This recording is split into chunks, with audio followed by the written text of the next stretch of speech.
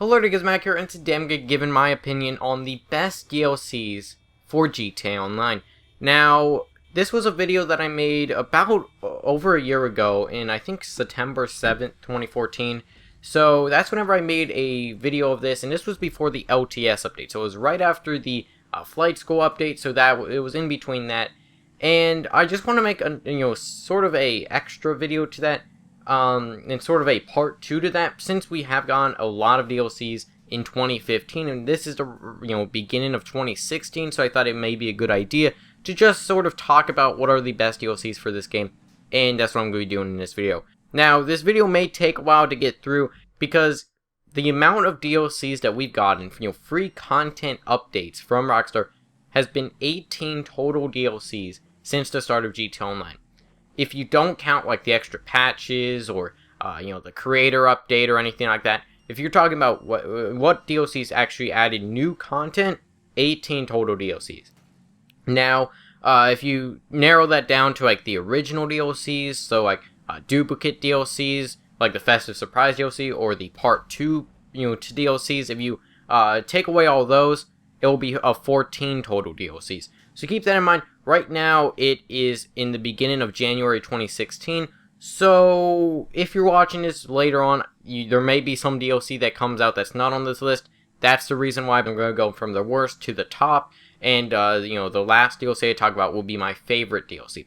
Now also, this is based off of, the DLCs that I actually enjoyed in game-changing DLCs, and they don't necessarily have to be game-changing DLCs, actually.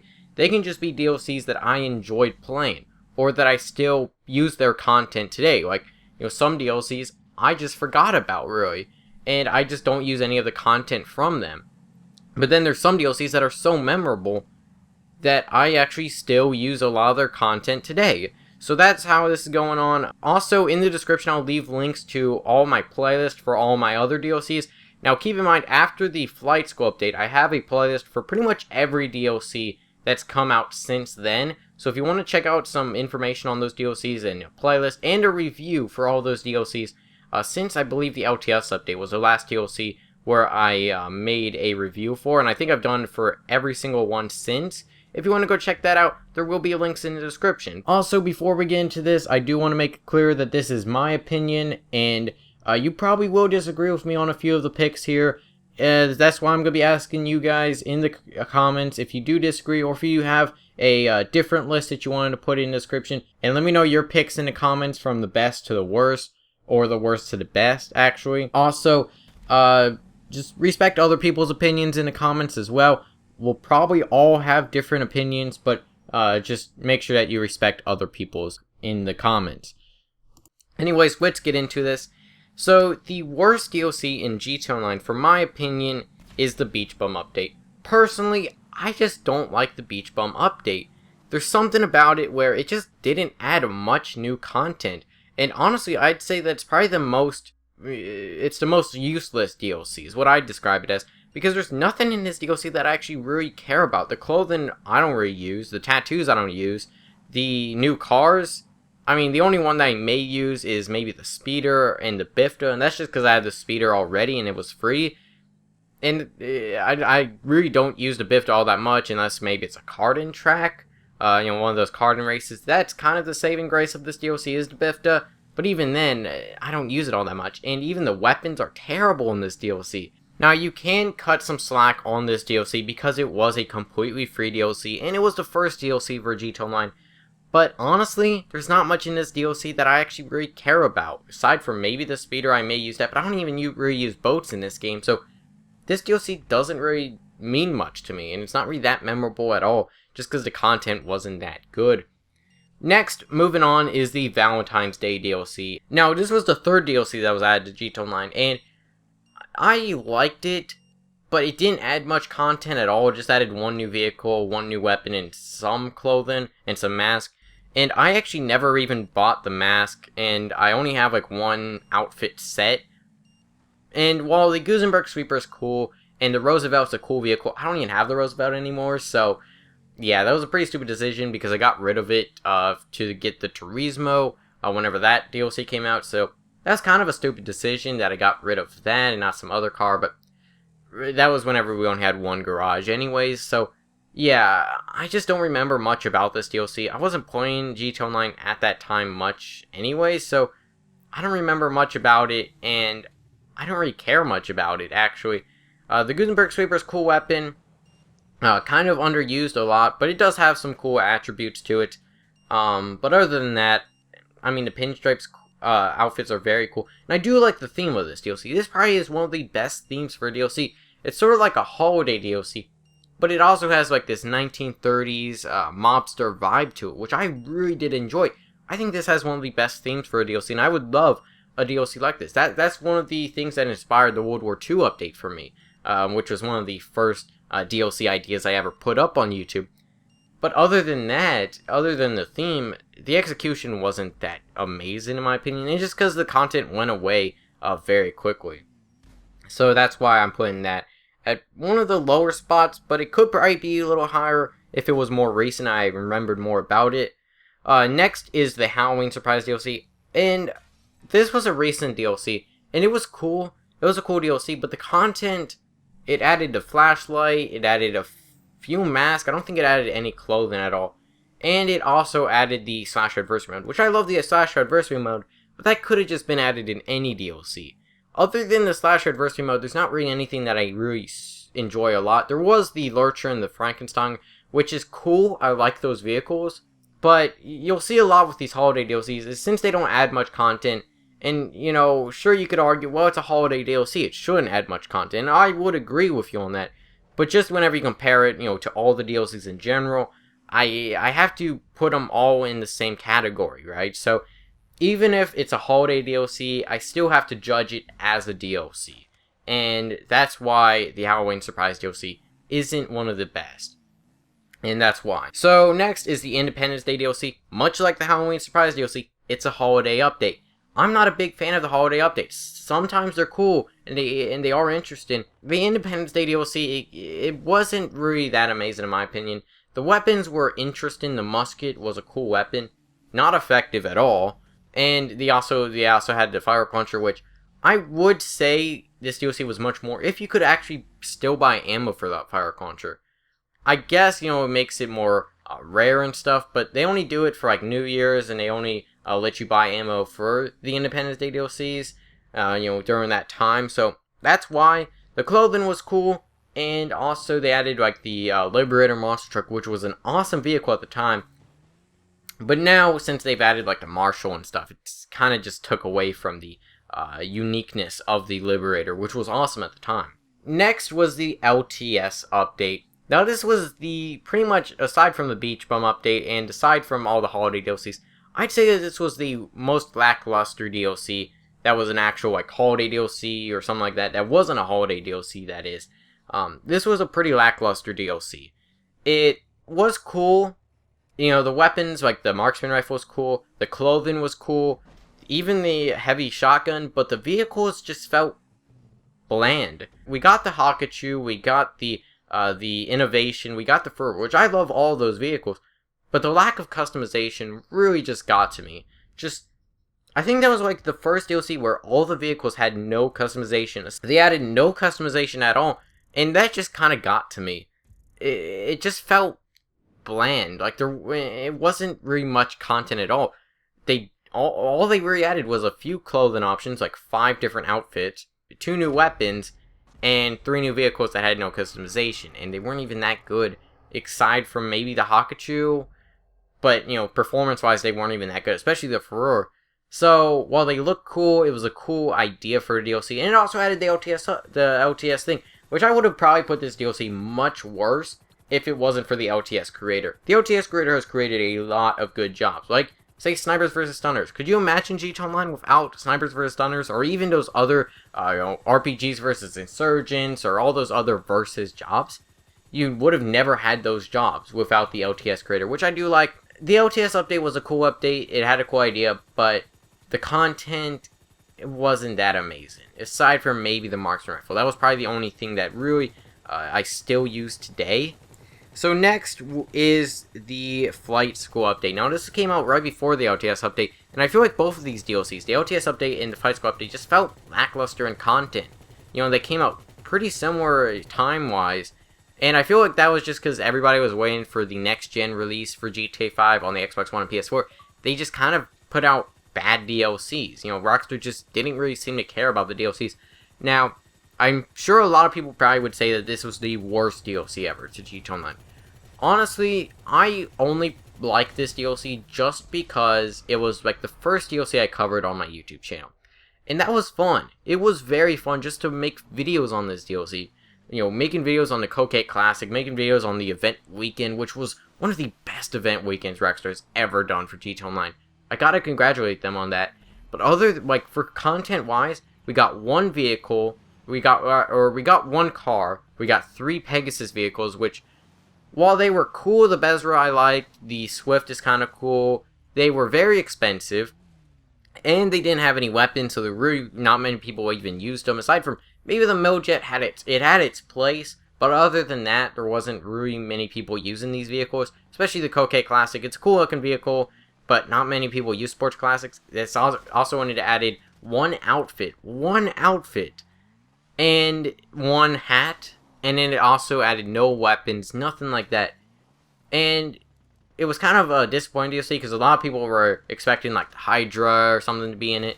That was not in it. We're expecting more of a military theme, but really they didn't. You know, the trailer kind of showed that off, but they never really, you know, put stuff in that. The Heist update added more military vehicles and more military content than this DLC. Even the OTS update actually added like sort of military clothing. Aside from this, which added what? A training jet? So, yeah, the DLC was cool. It was a cool idea. But pretty much this DLC, it just didn't add much content that really changed the game at all. Which is what I really look for in these DLCs, you know. I really look for DLCs that actually change the game, add new content that people still use to this day. Next would be the Festive Surprise DLC, all 3 of them actually. You know, the Holiday Gifts DLC from 2013 and the Festive Surprise DLC from 2014 and 2015. All of them put together, since they did reuse a lot of content within each other. Personally, I think the 2014 one was the best. Maybe 2015 was cool, it was up there, but 2014 added a new garage, it added some very cool stuff, you know, like the race car versions for the Massacre and the Jester. It had snow, like, you know, that's kind of the saving grace of this DLC is the snow, because that is so amazing. It was probably the best holiday DLC in my opinion, probably. And something that people look for all the time, just because that snow, it's kind of a tradition in GTA Online right now. You know, especially since that DLC was so recent with the 2015 version, it was kind of just fun to just go around in the snow, and it's kind of sad that it's not in the game all the time. Like, I would love it if the snow was like a random chance in your server. So let's say you go into GTA Online, there's like a 1% chance that it may be snowing. That would be cool. I would love that, but we'll see. I like how it's rare, but at the same time, it's kind of a little too rare. I don't know. Maybe that may just be me, but I really do enjoy the Festive Surprise DLCs. The clothing was pretty cool. It didn't add any new weapons, although in the 2014 DLC, I did say that was the best, but honestly, I'm kind of rethinking that because it did add the homing launcher and the prox mine. So, yeah, actually, I probably should have ranked this lower just because of that. You know, the homing launcher is so imbalanced, and the prox mines. I don't know why they even needed to add those, but overall, the DLC was fun. You know, I like the Festive Surprise DLCs, and they're always pretty good. You know, they come out every year, it seems, so that's pretty good, and they are very consistent DLCs as well. Next is the Freemode Events DLC. Now, this was the first next-gen only DLC, and it was a good DLC, but it didn't add any content, so it sort of felt more of an update rather than an expansion. That's what it felt like. If, you know, since it didn't add really any new content, it just didn't really feel like a DLC. It was cool, don't get me wrong, but it added, you know, the new adversary modes, which was probably the best part about this DLC. I do like Hunting Bag, I do love Cross the Line.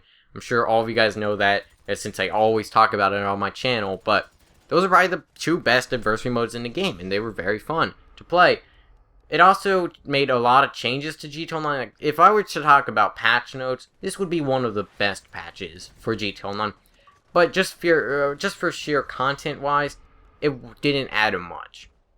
And that's what I feel kind of took away from the DLC.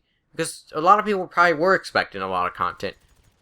Some people really ragged on this DLC, saying it was the worst DLC in GTA Online. I wouldn't say that.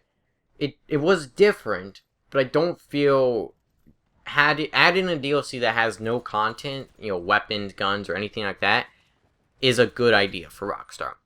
And I hope that they don't do that in, another time, unless they add something huge, which the Freemode events really weren't. I mean, they were cool ideas, but not that many people do them anymore, because there were only a few that were very fun. Like, whenever you go into GTA Online, most of the time you're going to get, like, fly under bridges, or, get the most checkpoints, or something like that. Or bail out of the vehicle and travel the longest distance. That's not very interesting, and not that many people do it anymore. So, yeah, that's why I would rate that the Freemode Events DLC is one of the worst DLCs. Just because it didn't add content. And it was sort of game-changing. That was one thing. It was game-changing. More than any other DLC, in my opinion. But, was it game-changing in a great way? Not really. And it was a cool idea, but kind of executed very poorly. Next would be the High Life DLC. Now, this was probably very surprising to a lot of you that think that this would be, like, the best DLC in GTA Online. Not really. Some people would say that this was the best DLC in GTA Online. Me, personally, not really. It added the second garage, and it was a cool concept, but it just felt too much like the business update to me, for me to really enjoy it. It added one supercar, one sports car, and it felt too much like the business update. It added an assault rifle just like the business update. And while I will say that the bullpup rifle is better than the special carbine, just because the special carbine's a carbon copy of the carbine rifle, it's at the same time, the business update also added the heavy pistol. And I feel like I made a video not too long ago talking about, like, my thoughts on, the High Life versus the business update. And I said the business update was better. I still stand by that, because the business update came out first and it added very similar to content. Now, I would rate the High Life higher just because of the second garage, but that could have been added in any DLC, so I don't really want to count that too much as, like, a game-changing thing, and why I would rate the DLC better, because, like I said, it could have been added in any DLC, so that's why I'm going to rate it that. Next is the Lowrider DLC. Now, a lot of people really did like this DLC, and it was cool for a time, but in my opinion, it was too expensive, and I just wasn't able to really enjoy it too much. Now, if it wasn't single player, I probably would have enjoyed it much more, but I just didn't have enough money to enjoy this DLC much, and it kind of got boring. Like, I don't use lowriders in GTA Online anymore. I don't. I only have 2 customized lowriders because I just ran out of money, and I was like, okay, I don't really need to spend more money on this, because a lot of the customization was the same. And it only added, like, 2 new vehicles, and the weapons were very, very disappointing. They're not bad, but they're very disappointing, just because the machine pistol, for some reason, they decided to put it in the SMG category. And then they also decided, hey, let's make it a 12-round magazine, 20 with extended mags. And it's also going to be worse than the AP pistol in a lot of ways.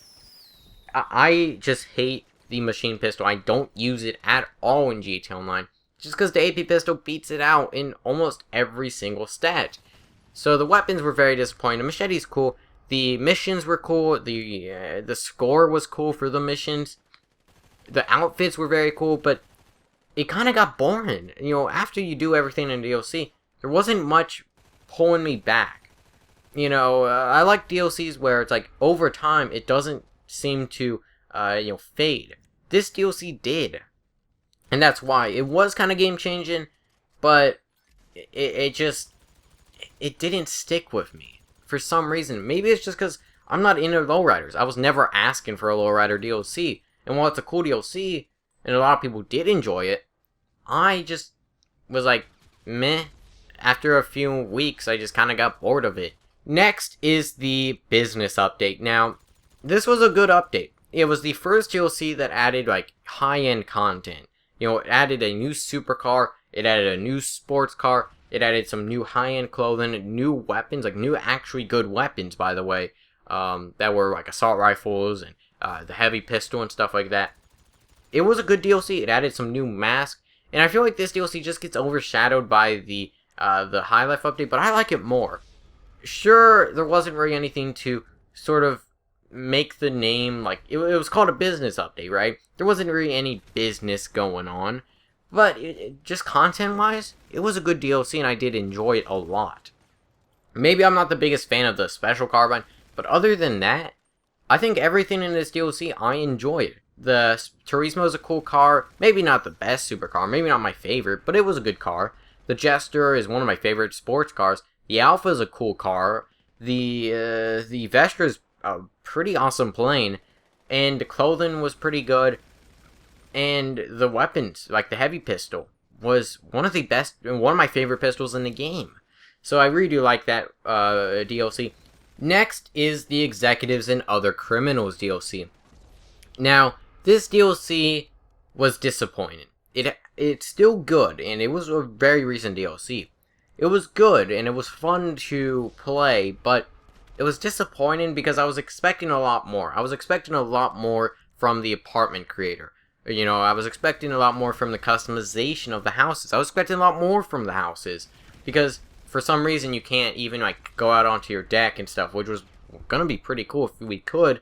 But it just feels like the same thing that we've seen from, like, apartments and stuff, right? And also the vehicles, like, there were a lot, but a lot of them were just remakes of other stuff. The VIP organization system was interesting, but not that great. But it still added a lot of good content. You know, it was disappointing because I feel like they were so ambitious with this DLC. It was an ambitious DLC, it just didn't really work out.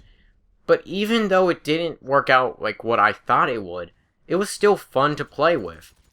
I did enjoy the heavy revolver, the bravado verlier. The vehicles were very good looking in this DLC. I gotta hand it to Rockstar. This DLC had some very good looking DLCs and very good looking content as well. The heavy revolver is very nicely modeled, and other stuff in this DLC looked nice. The clothing, maybe not so much. There wasn't really much, and it's not really my type of clothing. But it was a pretty cool DLC, but at the same time kind of disappointing because of how ambitious it was. And while I wasn't really expecting Rockstar to completely blow us away with this DLC, they did sort of say, like, you know, there was going to be houses in GTA Online, and you could grow your organization, but your organization could only have 4 people in it. And also, your yacht was pretty cool. And while I am really just ragging on the DLC right now, it was good, don't get me wrong. It was kind of disappointing. You know, it could have been one of the best DLCs. Like, honestly, if the organization system was better, and if the apartment creator sort of thing was better than it is now, and the houses were better, this would probably be the best DLC in GTA Online, honestly. But I can't really give it that title yet. So next would be the Hipster update, or the I'm Not a Hipster update. This was the most unique DLC in GTA Online, especially for the time that it came out.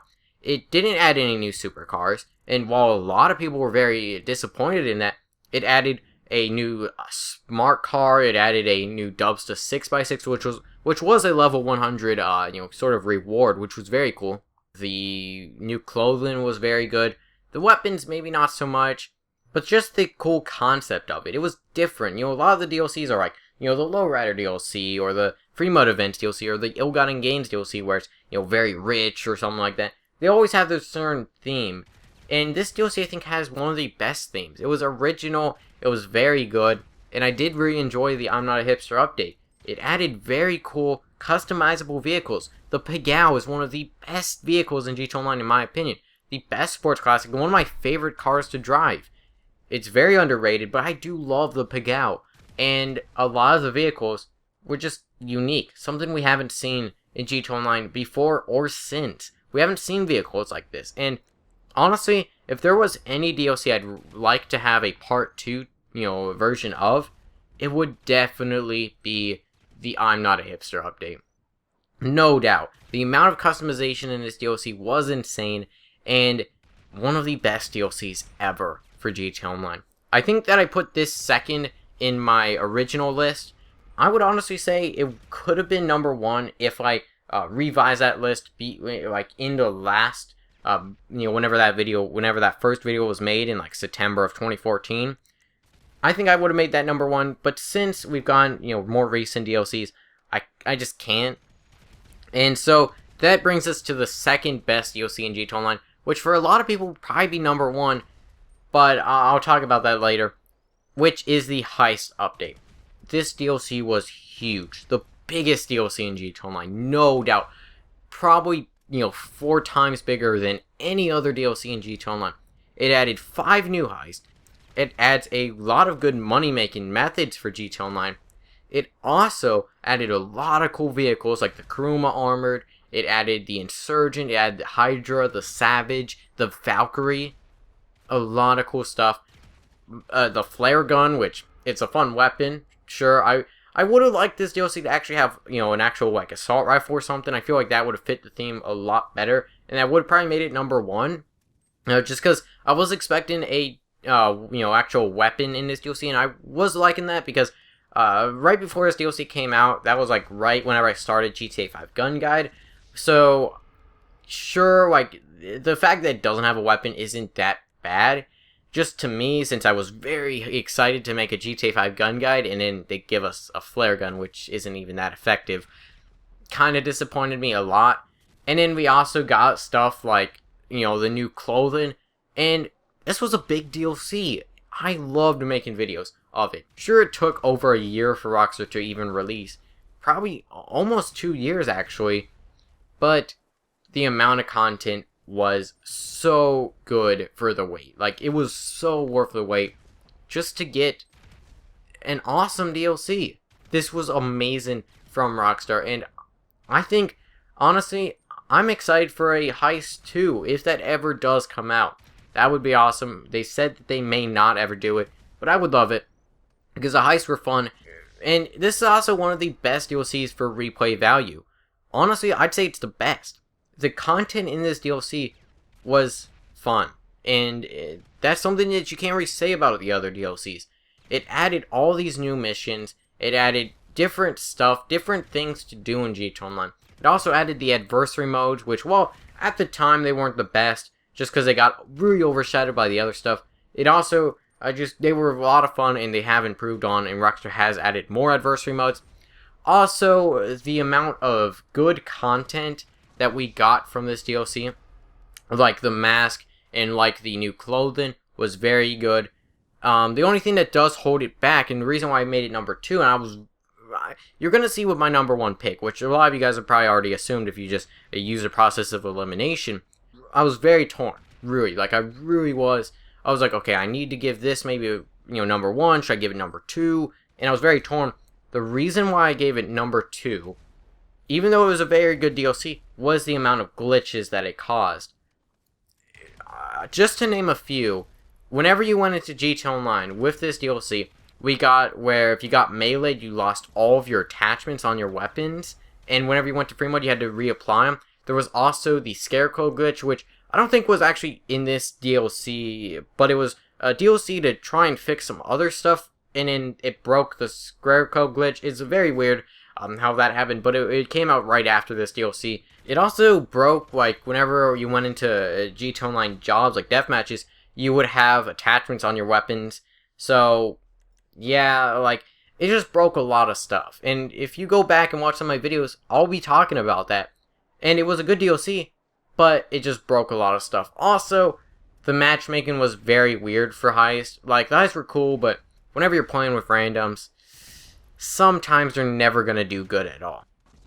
And then, finally, the number 1 best DLC for GTA Online is actually sort of 2 DLCs, but I decided to put them in one just because they're the same concept, and that is the Ill-Gotten Gains Part 1 and Part 2 DLC. Where to start with this DLC? So, we saw like a Q&A in like May or something like that, and we got the Q&A, and they showed off sort of this teaser image for this DLC. Then, they announced Ill-Gotten Gains Part 1, and then Part 2 shortly after. Part 1 was an amazing DLC. We got the Combat PDW, which, while it may not be the best weapon in the game, it's one of the coolest looking, in my opinion. It's one of the most unique, because I think it was the first SMG ever added to GT Online as well, which is very nice. And then we also got the Pegassi Osiris, which was a very fun car. We got the Sterling GT, both with gull-wing doors, mind you. We also got the Golden Jet, the Golden Luxor Deluxe, the Swift, which some people really did enjoy. Some people thought it was too expensive. I didn't buy them because I'm not that big of an idiot to spend, $10 million on a Golden Jet, but I digress. And we also got new clothing. We also got some very cool cars. And I really did enjoy this DLC. And it was a fun DLC just to hype up. And then, we got the DLC in the summertime. And then just like a month later, we got Ill Gunning Games Part 2 announced. And Ill Gunning Games Part 2 was also just as good, if not better. We got the T20, which was a very good car, with the hydraulic spoiler in the back. We also got the Marksman Pistol, the Brass Knuckles. We also got some cool clothing, just like Ill Gunning Games Part 1. We also got the Coquette Blackfin. We also got just a lot of cool stuff in both of these DLCs. And I liked it. I liked both of these DLCs. And I put them together just because they are the same concept. They came out very similar. And sure that, you could say, well, this, even like if Ill Gunning Games Part 1 just came out and that was it, I probably would have rated it lower than maybe the Heist update. But if you add them both together, I would say that these are some of the best DLCs. And they were just fun to make videos on. That was a good part about these. They just were fun to make videos on. I made so many videos on both of these DLCs, hyping them up, talking about the news, talking about just the DLCs in general once they did come out, and doing live streams on the DLCs. I loved Ill Gunning Games Part 1 and Part 2. Sure, it was expensive. Sure, not everything in the DLC was amazing. Sure, it was 2 different DLCs that came out, about a month in between each other.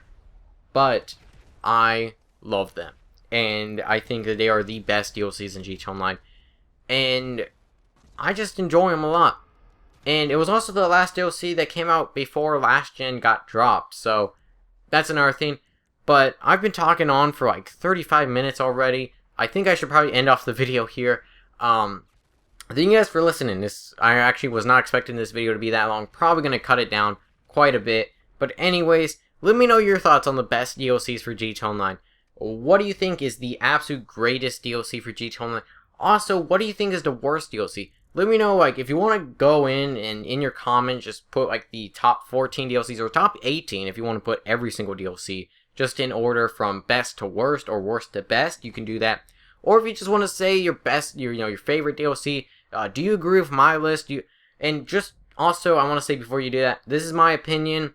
I know a lot of people have different opinions on what they think is the best. This is all my opinion, by the way. If you don't agree, let me know in the comments. I'm definitely excited to hear. Also, if you want to check out any playlists for any of these DLCs, there will be links in the description. But I hope you enjoy. Feedback is always appreciated. I'll see you guys in the next video.